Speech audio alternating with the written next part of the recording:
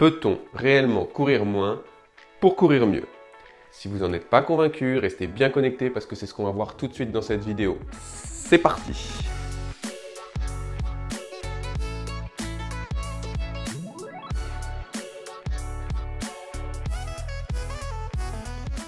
Salut les runners, c'est Nicolas de Running Sport Santé.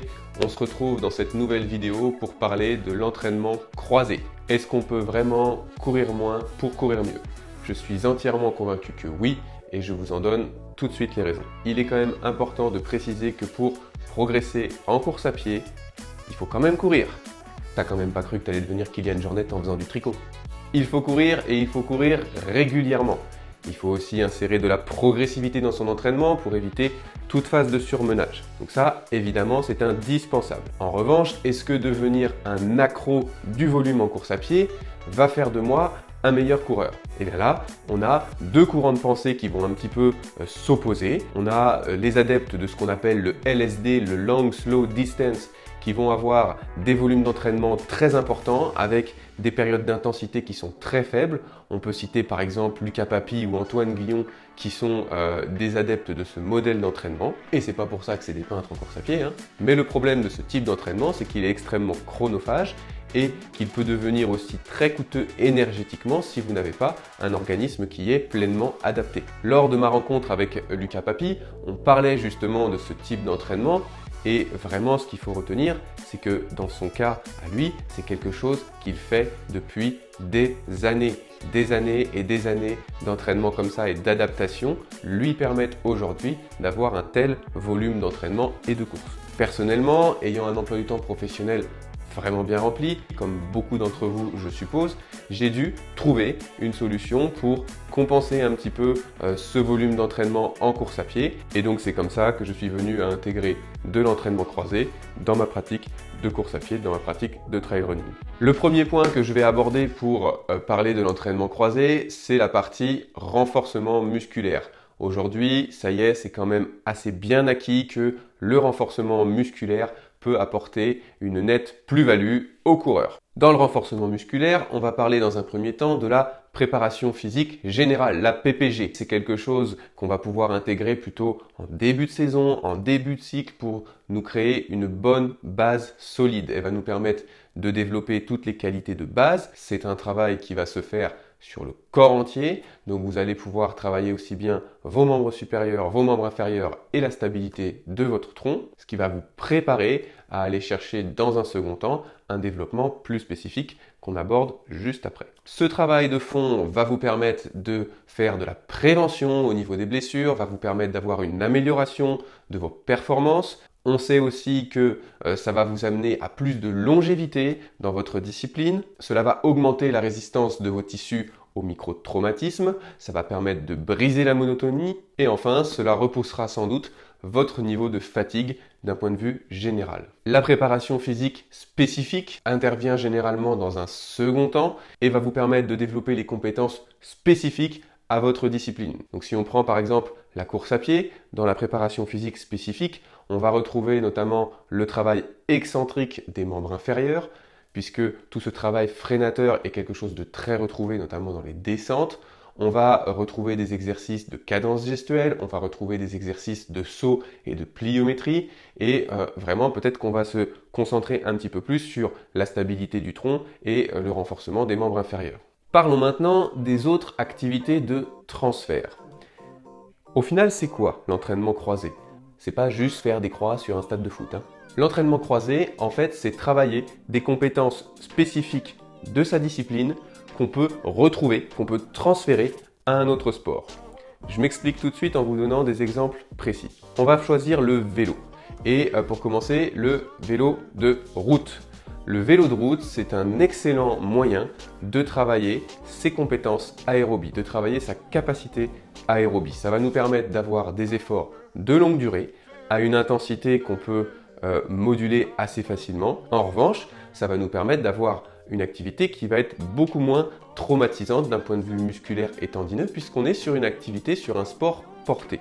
Le VTT, de son côté, par le caractère irrégulier du terrain, va nous permettre de travailler des changements d'allure. quelque chose qu'on retrouve particulièrement en trail running. Vous enchaînez des montées, vous enchaînez dans des descentes. Il se passe exactement la même chose en VTT. D'un point de vue cardio, vous allez avoir des efforts qui sont très similaires. Là encore, le VTT étant un sport porté, vous allez limiter les contraintes, notamment sur les descentes, où là, pour le coup, vous n'aurez pas du tout le même régime de contraction en VTT qu'en trail running. Quand vous choisissez une activité de transfert, que vous choisissez un entraînement croisé, essayez bien d'identifier la compétence spécifique que vous voulez travailler. Je vais vous donner là comme ça quelques disciplines et puis de voir qu'est-ce qu'on peut retirer, qu'est-ce qu'on peut transférer justement de cette discipline vers la course à pied. Ça pourra, j'espère, vous donner des idées. On a parlé du vélo, donc pour le fait de travailler sa capacité aérobie, ou le VTT pour travailler ses changements d'allure.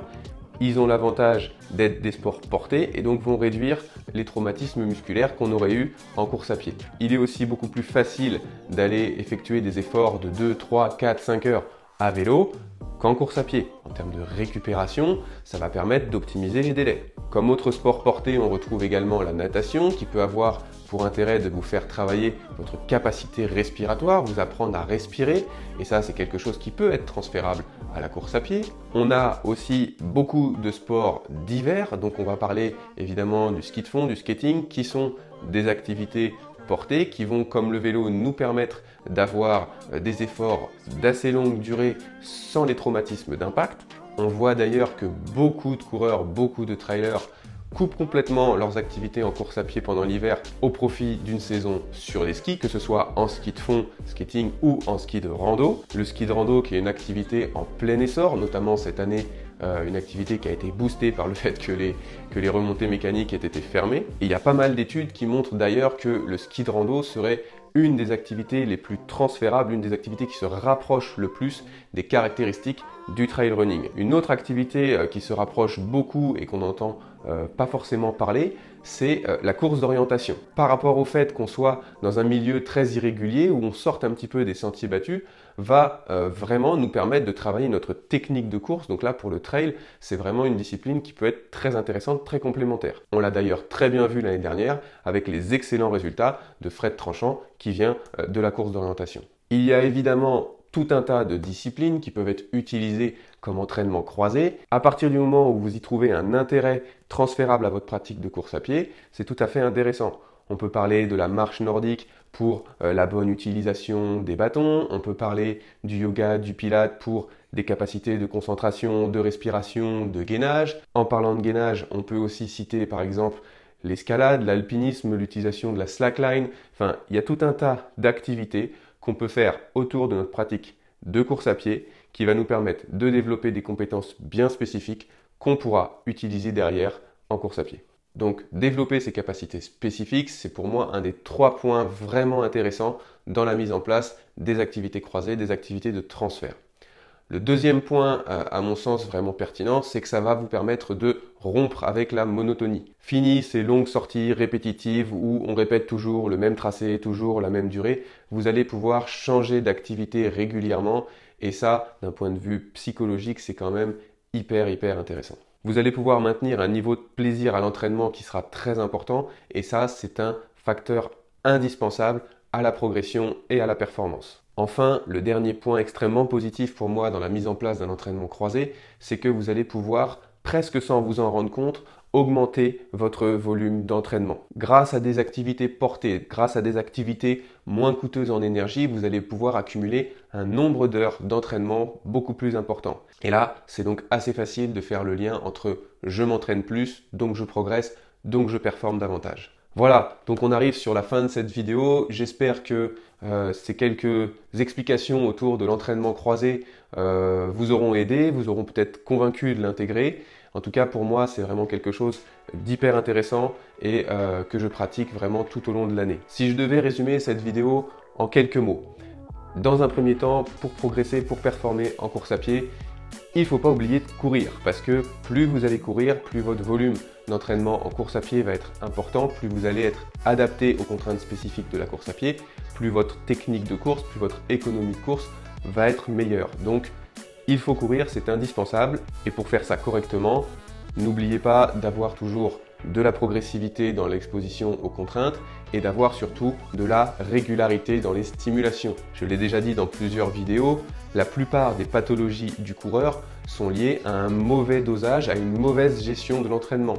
Soit parce qu'à un moment donné j'ai été trop vite, trop fort, soit parce qu'à un moment donné j'ai repris alors que ça faisait un long moment que je n'avais pas soumis mon corps à des contraintes régulières. Donc vraiment, courir c'est la base. Par contre, oui, je suis convaincu et intimement convaincu qu'on peut courir moins pour courir mieux. Donc intégrer de l'entraînement croisé dans son entraînement est clairement un facteur qui pour moi va nous permettre de progresser et de performer. Pourquoi? Eh bien tout simplement, parce que ça va être cool, vous allez prendre du plaisir, vous allez vous éclater dans vos entraînements et ça c'est un super facteur qui va vous aider à vous développer. 2, parce que vous allez être plus fort grâce notamment au renforcement musculaire général puis spécifique. Et 3, eh bien parce que vous allez vous entraîner plus, vous allez accumuler davantage d'heures d'entraînement entre toutes vos petites stimulations croisées à droite à gauche. Vous allez avoir un volume complet, un volume global beaucoup plus important. Voilà, c'en est terminé pour cette vidéo autour de l'entraînement croisé. J'espère qu'elle vous aura plu. N'hésitez pas à me laisser des commentaires ou à me poser des questions si vous en avez. N'oubliez pas également de liker, de partager, de vous abonner si ce n'est pas fait. On se retrouve très bientôt pour la prochaine vidéo sur la chaîne Running Sport Santé. Je vous dis à la semaine prochaine. Ciao les runners.